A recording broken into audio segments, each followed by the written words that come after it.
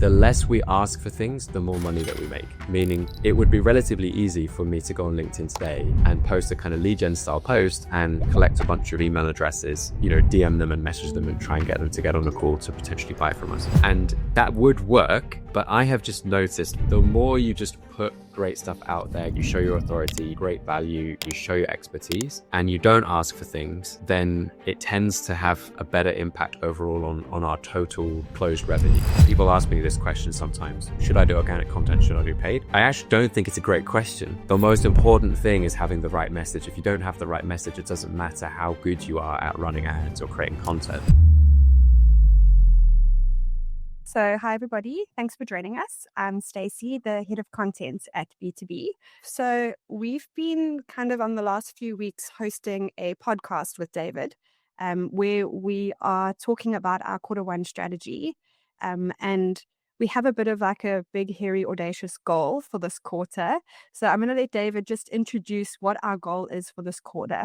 Yeah, so our goal is to generate 30 new high ticket sales. So 30 new sales within the quarter of Q1 2025. On average, we would expect to do about half of that. So if we looked at 2024, we would do something like 5 sales per month on average. So we're talking about basically doubling that. We've had a pretty consistent marketing system over, if I look at the whole of 24, it's been pretty consistent month on month, which is great. And so the fun part now is we're kind of increasing the marketing spend and seeing if and where it kind of will break down, because that's naturally how things tend to go. So we're obviously halfway through the quarter now at this point. What we can do today is run you through some of the metrics and how it's all going. But that is basically the plan. Before you go into the metrics, David, can you tell me, why did you decide to share all of this publicly? I mean, it's pretty brave and brash to be setting a goal before we've achieved it. And another thing we've heard a few people ask you is, aren't you afraid that everyone's just going to steal your strategy? Yeah, good questions.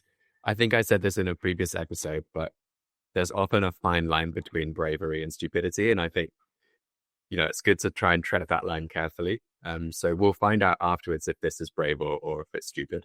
But the reason we wanted to put it out there beforehand is, obviously we've been building in public since we launched in February 2023. And there's some real value, I think, into looking back and kind of breaking down the strategies that have worked and the things you've done and how it worked in practice and all that kind of thing. And I think we've been pretty transparent about sharing pretty much everything that we've been doing.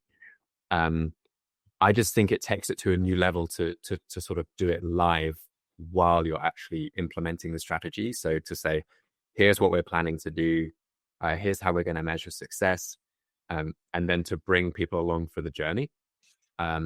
So it's partly just a bit of a science experiment to see if it works and how it works.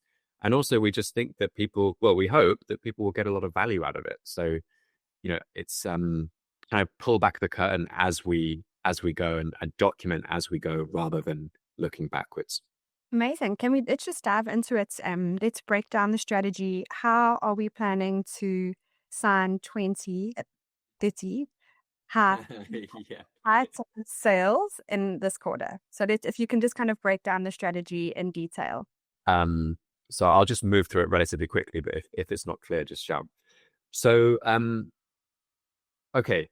The majority of our new business comes from LinkedIn, and it's a combination of organic content and paid advertising. We have some other sources of leads and deals as well. But for the purposes of the conversation today, we're just focused primarily on LinkedIn. It's probably about 80% of our new business comes from LinkedIn.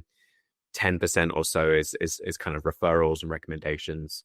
And then the other 10% comes from a few other traffic sources.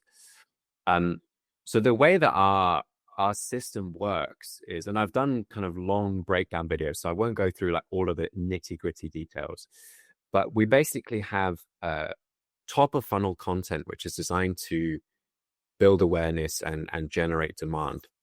And we have found with this content, it's better to just focus on providing value, providing insight, providing, we call them UUIs, so unique, useful insights, and sharing those with the marketplace with a view to not try and sell them anything.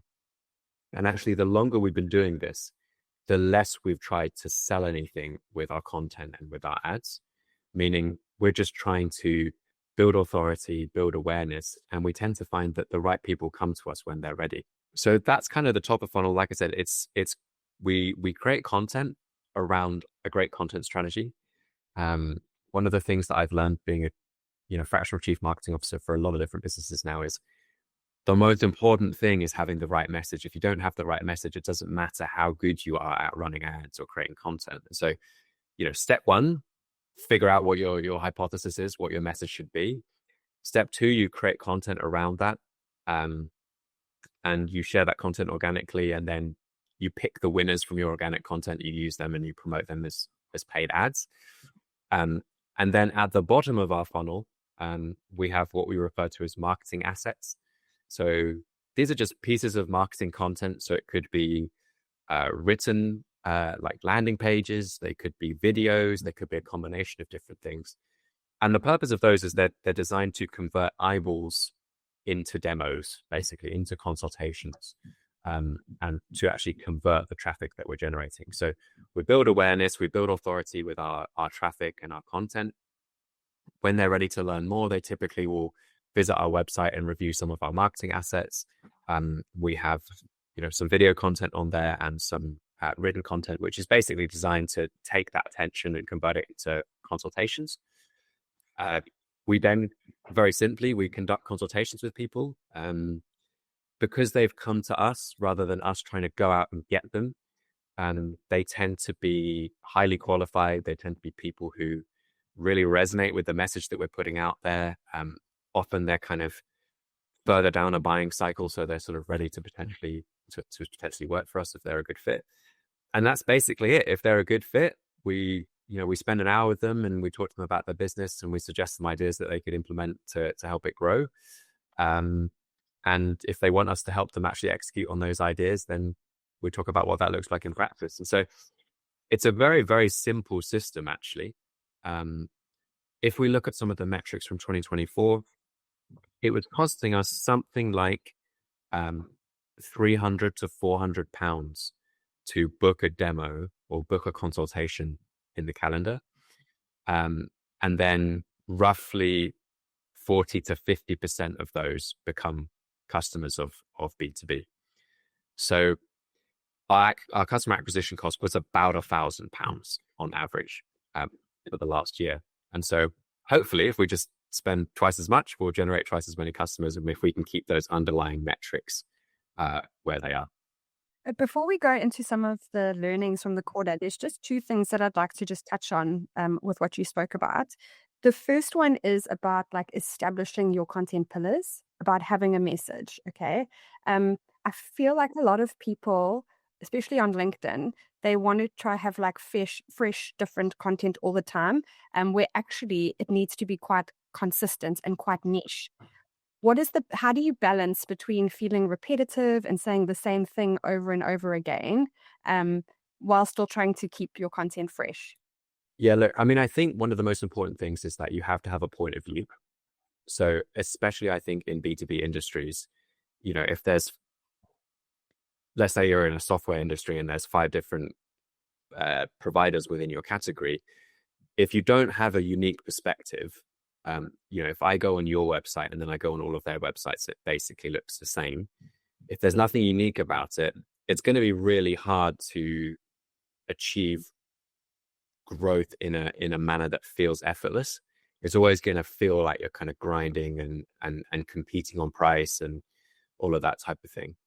So the real key is having a unique point of view. In my experience, this only comes from actually being a genuine thought leader, like a genuine subject matter expert. There's a lot of talk, again, especially on LinkedIn, there's a lot of talk about thought leadership. A lot of what people are calling thought leadership is just them following other people's ideas and regurgitating other people's ideas, in my experience. And so you can't fake it. You have to be a genuine subject matter expert. And then again, we have a strategy where we kind of outline what the core talking points will be.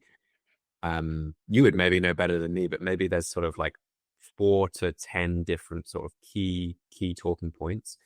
And then you just keep hammering them home and you test them, and you will find over time which ones really resonate with people and which ones really work.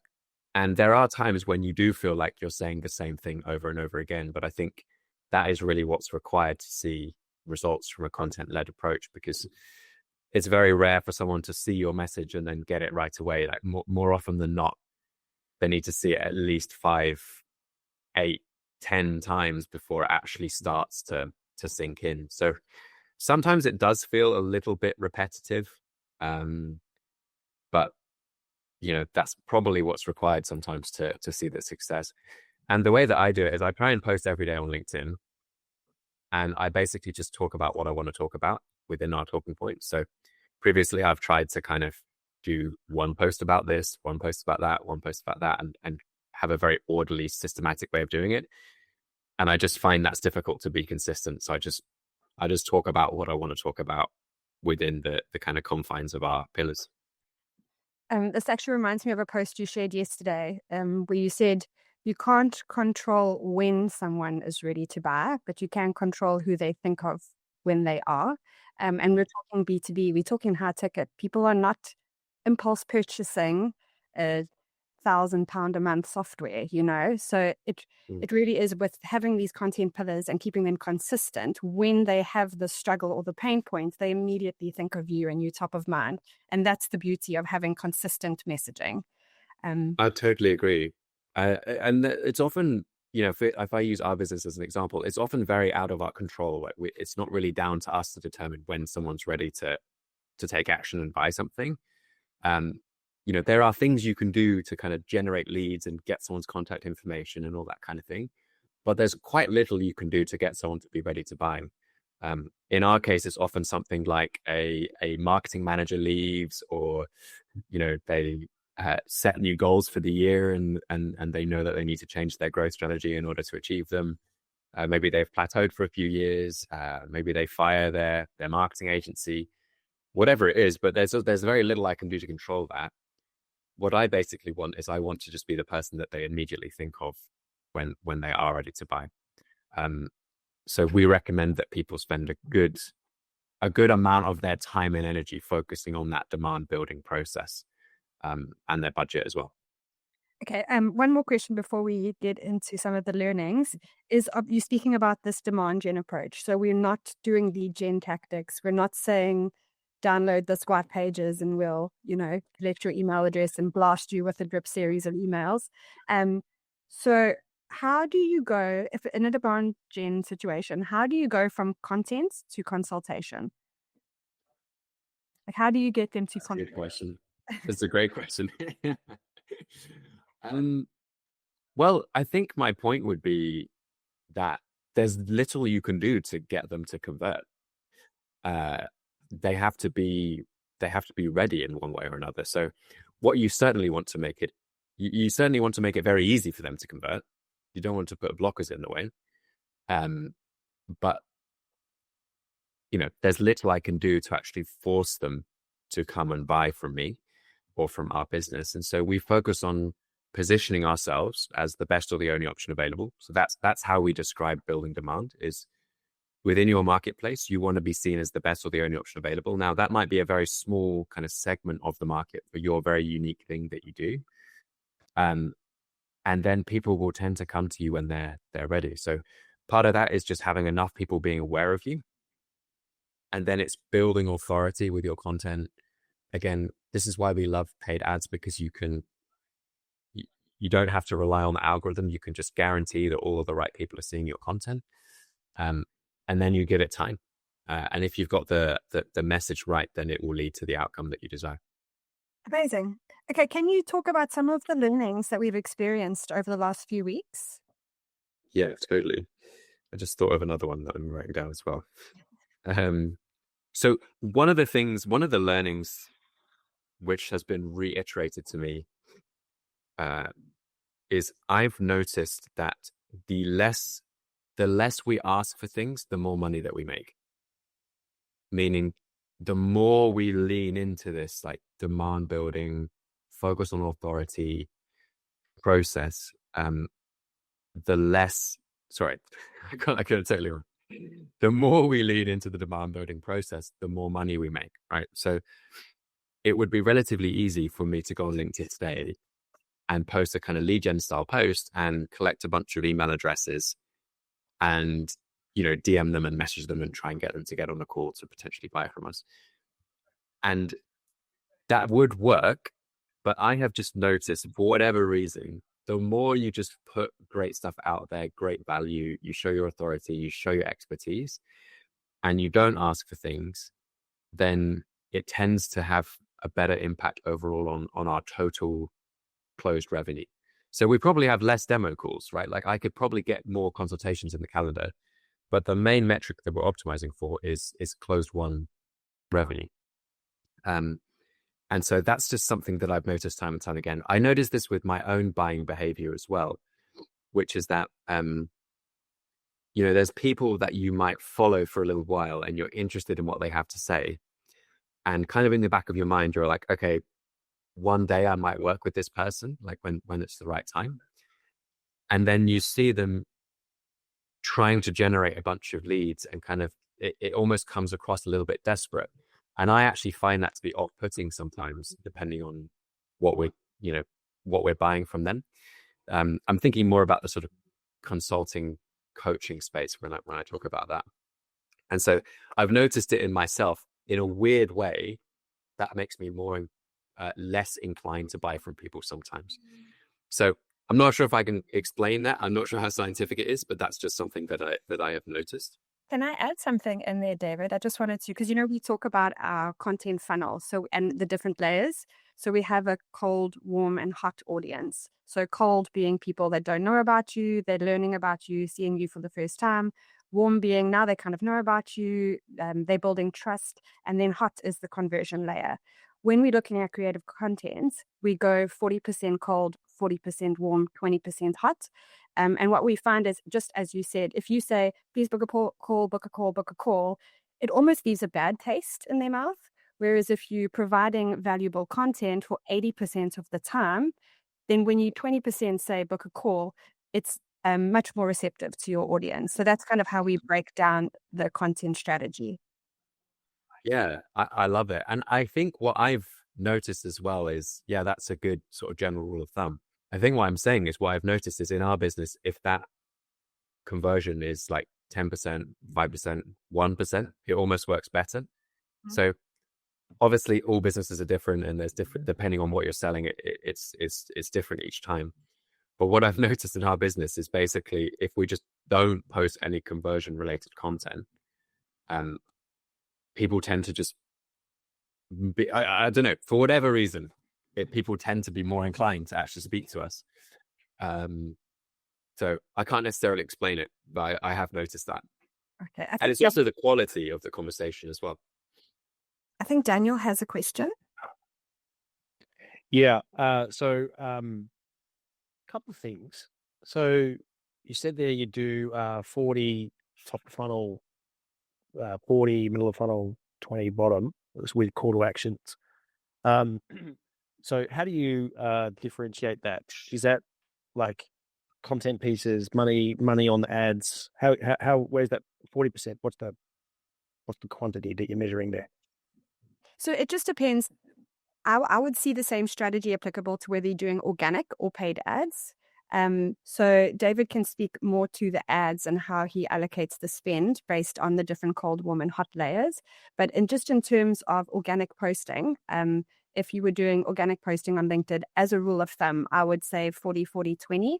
And that's just like if you're having 20 posts in the month, for example, 40% will be designed for the cold, 40% for the warm, and 20% for the hot. Got it. Yeah, which is a general rule of thumb, as you said, Stacey. But like I said, in our business, I actually prefer it to be like 1% or less in conversion. But that's just because that tends to suit us. That is a much better general rule of thumb to have 40, 40, 20. From an ad spend perspective, it depends on how large the audiences are. So generally speaking, you start with most of your budget going into cold. You might not even have a retargeting audience yet. And then over time, the goal is to build up those warm and hot audiences so that you could divert more of your spend there. Yep. And I think it's important to say as well, when we talk about a conversion piece of content, to define that as well. Something like a case study that's considered a conversion piece of content. So it's not necessarily a direct ask, like, hey, book a call with us or whatever we're optimizing for. It can just be, here's an example of a company like you that we helped, and here's how we helped. Yep. And would you gate that content? Would that just be? We don't gate anything. Okay. Yeah. Yeah. Okay. And then, so I noticed, like, when I look in the ad library, what your most of your ads are, thought leadership ads, and your organic content doesn't get much push presence at all. Is it? So how do you like, you're not pushing into organic at all, or and really just it's really all about the the advertising and building up that warm audience, and then so you can actually get because if you put a lot of your messages as you can out into the under the feed, they just won't get picked up because that's not about, I don't know, culture and coffee machines in the office or whatever, as Jack was saying. Yeah. Because that's what picks up on the algorithm, right? And so that's what's going to get you visibility there. So then you're pushing your thought leadership ads out there through ads, and in particular thought leadership ads, it seems, is the majority of what you're doing. Yeah, I like your analysis. That's good. Look, I think there's pros and cons to organic and paid, right? Yep. The pro of organic is that it's nearly free. You're not paying for that reach. The downside is that you're relying on the algorithm to put it in front of all of the right people. And so I like paid ads for that reason, because I can guarantee that the people that I want to see the certain pieces of content are seeing those pieces of content. Yeah. There is an argument that probably, we might be reliant on that now because we've been doing it for so long, right? And it just guarantees that the right people are seeing the right pieces of content. And so in some ways, I don't put a lot of effort into making sure my organic content gets loads of reach or goes viral or anything like that. I think that's a good segue to the question of organic versus paid, because people ask me this question sometimes. Should I do organic content? Should I do paid? And I actually don't think it's a great question, because it's a little bit like saying, should I train my body with cardio or should I train my body with just strength training? And like the answer is you should really do both if you can. And so that's the beauty of this, is like, yes, they're paid ads. As you said, a lot of them are thought lead ads, meaning they just come from my profile rather than the B2B company page. They're organic content that we're using paid to put it in front of the right people at the right time. Yep. So yeah, ideally you use both. And what's difficult, and we're testing out a couple of processes at the moment for this, is what's difficult is figuring out what is impacting what. So it's, someone will see a paid ad and then they follow me, and then they see some organic content, and then they see another paid ad. It's difficult to attribute directly what is impacting what. I've certainly noticed a difference. If I stop posting organically, the overall performance dips. Okay. So we are working on that, as like which specific ads are people seeing, and so on and so forth. To answer your question, that was quite a rambly answer. Yeah. So I'm very interested in this, and this is how I've come to your content. So I've been obsessing over the question quite a bit, because for my offer, I'm sort of generating 2 or 3, sometimes 4 or 5 calls a week, just purely off organic. But I just can't see it being scalable. And then I noticed Eric, there's a guy on LinkedIn, you might be familiar with him, Eric Pateka. He's got like almost 1 million followers, and he's a CEO kind of coach. That's his offer, and he's running a cohort currently, and he's got 1 million followers, and he's running ads to fill it. Think about that. Like, you can't fill it organically, obviously, because he wouldn't need to run ads if he did. So that now the other guy, I can't think of his name right now, Chris Donnelly, he's been able to fill his cohort, but it's more about organic content. It's definitely related to exactly what his offer is, his positioning on the platform, whereas Eric is different. And so I just think you're right. I think you need, I don't know, the strategy for organic is actually the messaging a little bit different compared to what then you can then put your offer in front of people, but they're not. And I started experimenting with putting the offer in front of people in cold, but actually I'm really interested in what you're doing because you're actually putting, no offer, no call to action in front of people, which is really interesting. So, and after all, I'm here on your call. It's a very interesting strategy. So, yeah, I just wanted to get into we can get things out. If you're currently generating, a couple of meetings, was that a week or a month? You said. No, I'm generating between 2 and 5 meetings a week from organic content on LinkedIn. Yeah. And just to give me a bit of the context to the business, like what are you? So I help B2B coaches and consultants with LinkedIn with marketing, LinkedIn marketing, coaching them on that. So there's a lot of congruency between when I post the offer and so on. So that's kind of where my offer is. It's for those B2B coaches and consultants, which is obviously how you've popped up on my feed in YouTube as I've been asking the search engine that question. You've popped up in there, given that keyword there, probably B2B has popped up, right? So you came from YouTube, actually. That's right. That's interesting. Yeah. Stacey loves that. We've only just launched on YouTube. So that's actually quite interesting. But I would say, I think we should probably move on to something else. But I think that if you're getting good organic performance and you want to scale up, paid ads is just an obvious things. Just take the same content and just run ads to it. Well, that's what I've started doing. So just last week I've started playing around with it. So I'm curious, how long is it? What's the lag effect, the lag time with your strategy to start generating? Excuse me. I think I know what the question was. It depends. We say that people give it at least 90 days usually, to see an impact. I think given that you're already seeing results, it should be a lot quicker than that. So long as you are targeting the right people and you have the right content. Yeah. Okay. Interesting. Thanks, Dan. Good questions. So you were discussing the learnings of our strategy. So I think the other thing, and this kind of feeds into what we were just discussing, is I think people really underestimate how much traffic you actually need to see an impact. So people think like, just post a few things on LinkedIn, get a few impressions, and then that will lead to results. Just for the sake of argument, I'm just go on my LinkedIn now and look at how many impressions we get. So we had 56,000 impressions in the last 7 days. So, we're talking about nearly 250,000 impressions per month, probably a little bit over 250,000 impressions per month. So that's quite a lot of eyeballs really, in order to book, let's say 30, 40 calls per month. So I think that would be one of the things that I've learned again and again is like, you need a lot of traffic. You need a lot of attention. So that'll be the learning. I have a question that was sent to me via Slack.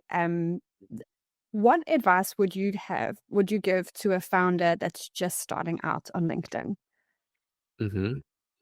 Do they have a business already? Like they have an existing business that's successful? Yes, they have an existing B2B business. Let's just call it a recruitment business. So they have a recruitment business in B2B, and they are new to this whole LinkedIn game. They've pretty much been relying on Google search historically, and they want to open up a new channel for their marketing.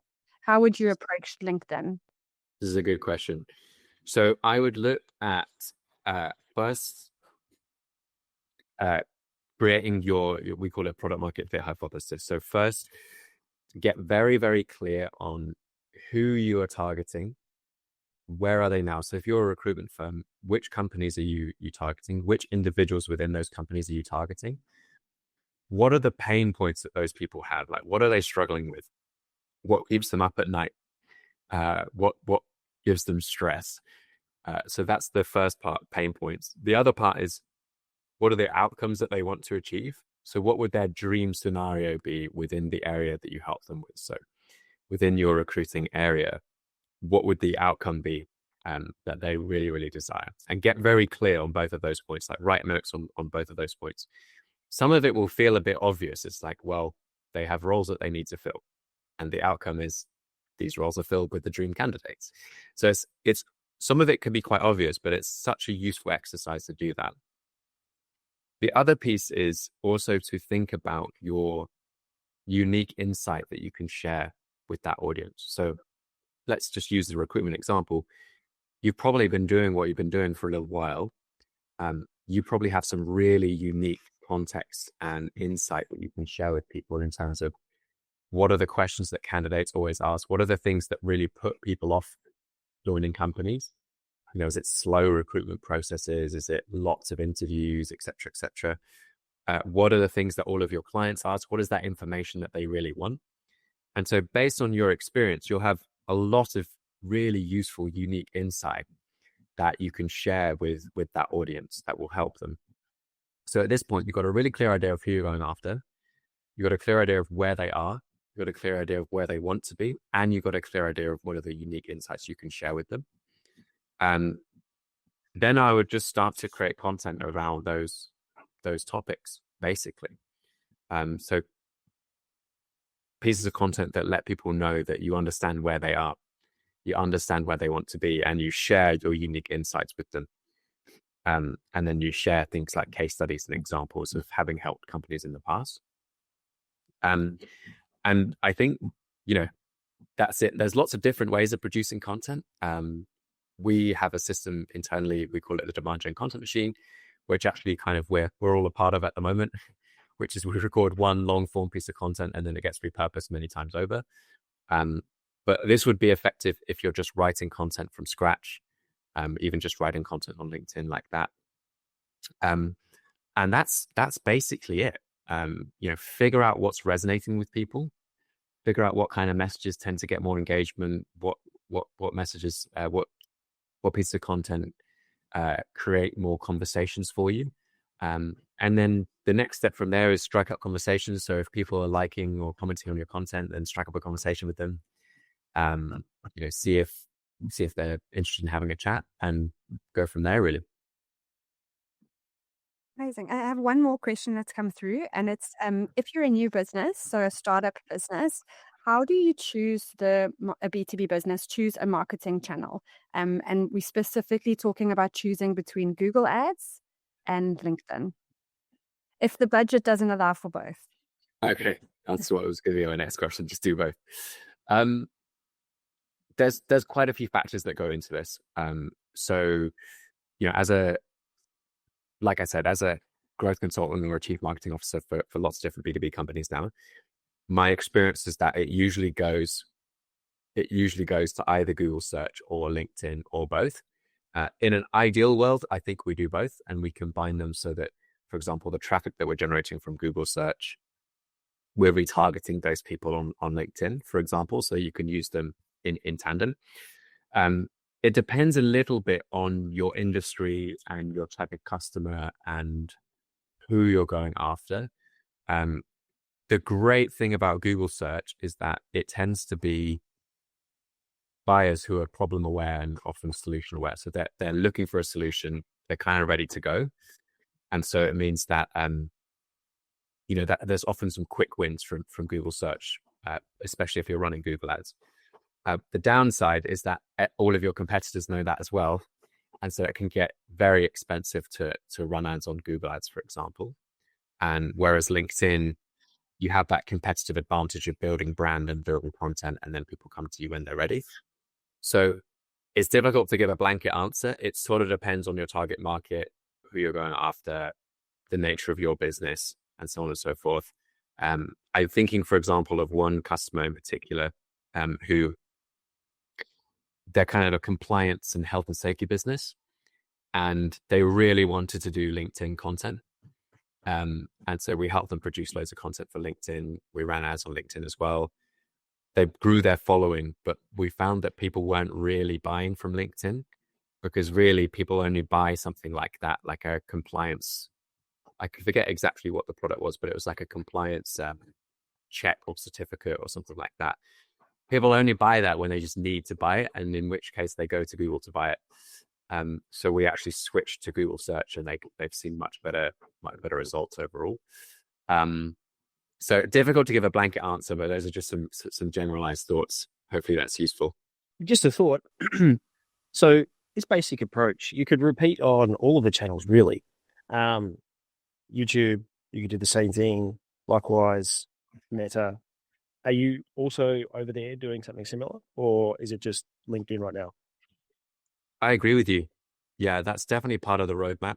The protocol, there's no reason why it wouldn't work on any other platform as well. What I've really learned, and I think YouTube is a test case for this, is that you need platform-specific content. Mm-hmm. So what didn't work for us is taking what worked on LinkedIn and just repurposing it and using it on YouTube. We actually need to optimize specifically for YouTube, which isn't a huge difference. It's just little things that make it ready for YouTube. And since we've done that, our results have, like, I don't know, Stacey, like 10x since we started doing that, which has actually only been a month or so, 6 weeks, a month. So that's the big learning there. It's like, you can't just take what works on LinkedIn and expect it to work on Instagram or YouTube or whatever. But absolutely, that's part of the strategy. At the moment, our biggest bottleneck is being able to deal with the extra work that we're getting, right? So I'm very much of the opinion I prefer to build the infrastructure of the team first, and then the demand, and then deliver on the work that the new work that we're bringing in. You could do it either way, but just to be able to sleep at night, I prefer doing it this way around.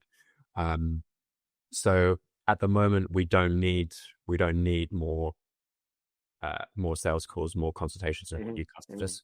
What we're doing is working really well. Actually, I should have broken this down, Stacey. I didn't actually talk about the results that we're achieving so far. We're almost exactly on track. So the underlying metrics in terms of cost per book call and customer acquisition costs have basically stayed the same. We generated something like 7 new sales in January. In February, we're on about 9 already. And we're only halfway through the month, 2/3 of the way through the month. So we're on pace, basically. So is that coming from the direct ad spend, like in that month, or is this people who have learnt about you in prior months? Have you got a sense of the time delay, like your sales cycle in that regard, from when they've first learned about you? Not really. I mean, it's difficult. It's like, because sometimes it's people that. So there's one I'm thinking of in particular. I had a conversation with them like 6 months ago, and they've just now pulled the trigger. So it's not attributable directly to the month. But for example, we started increasing our ad spend at early January, and we're seeing the increase in sales in February. So it's relatively quick. It's like, now that the system's working, we kind of see that come through relatively quickly within a couple of months. Yeah, okay, got it.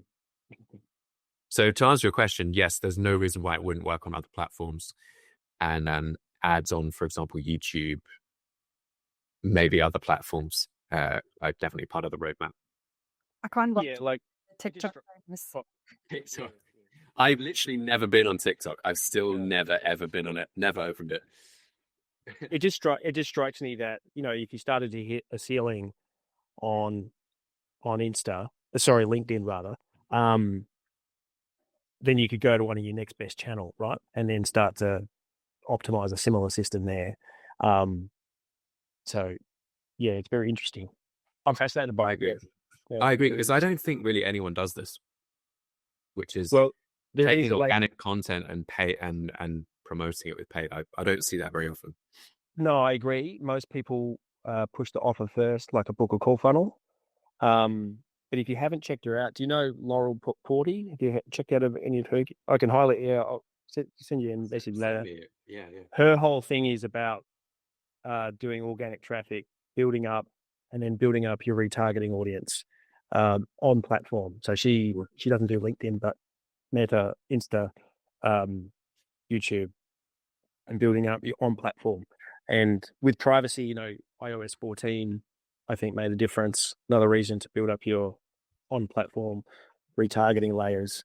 So very, yeah. I've been following her for a long time, and I've been trying to work out how to do this on LinkedIn. That's how I found you. So that's basically that's how I come to this. Super interesting. Yeah, no, I love that, and I think you're exactly right. And I think the beauty is that if you launch on a new platform and you've already got, web traffic from your ads already, then you can start with retargeting, and so you can launch to an audience that already know who you are, and then add the cold afterwards. Yes. Yeah, absolutely. That's great. Thanks so much, everyone, for joining us today. If you do have any questions, you're also welcome to pop David a message on LinkedIn. And that's it. Thanks so much, everybody, for joining us. Thanks, David, for your time. Thanks for being here, everyone.